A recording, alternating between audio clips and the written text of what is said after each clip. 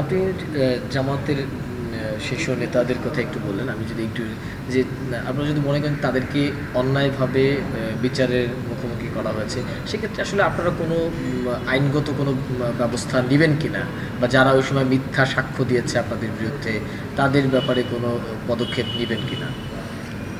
অবশ্যই আমরা নেব, কেন নেব না? আমরা প্রত্যেকটি ভিকটিম ফ্যামিলিই নেবে। অবশ্যই তাদেরকে বিচারিক হত্যাকাণ্ড অন্যায়ভাবে করা হয়েছে। যাদের বিরুদ্ধে 42 বছর একটা জিডিও ছিল না, তারা অপরাধী হয় কীভাবে?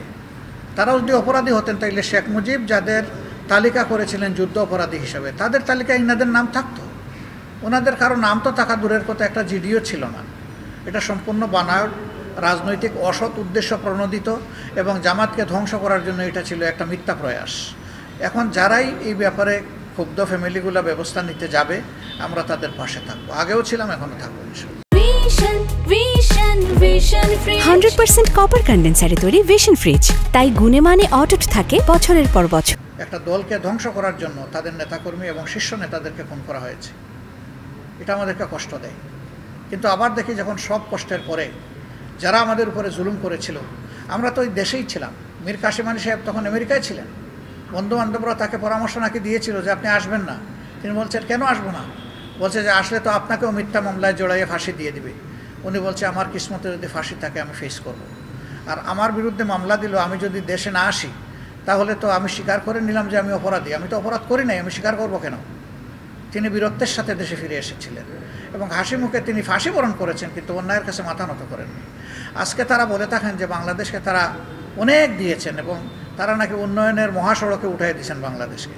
তো উন্নয়নের মহাসড়কে উঠালেন, জাতিকে অনেকই দিলেন, তাহলে তাদের পালাতে হবে কেন? আমাদের তো কোনো নেতা পালান নাই, এদেশ থেকে পালানোর চেষ্টাও করেন নাই। তারা তো নিজের জায়গায় থেকেই আইনকে মান্য করে তাদেরকে গ্রেফতার করা হয়েছে, বিচারিক আদালতে তাদেরকে হত্যা করা হয়েছে, কিন্তু সেই আদালতে আমরা লড়াই করেছি। দুনিয়াবাসী জেনেছে স্কাইপ কেলেঙ্কারি, সেফ হাউসের কেলেঙ্কারি, আমরা সব উন্মুক্ত করেছি যে আমাদের উপরে জুলুম করা হয়েছে, আপনারা সাক্ষী থাকুন। আলহামদুলিল্লাহ, সরকার আমাদের উপরে জুলুম করেছে, বিনিময়ে আমরা জনগণের দোয়া এবং সহানুভূতি পেয়েছি, সমর্থন পেয়েছি। এই জন্য আল্লাহর দরবারে আমরা শুকরিয়া আদায় করি।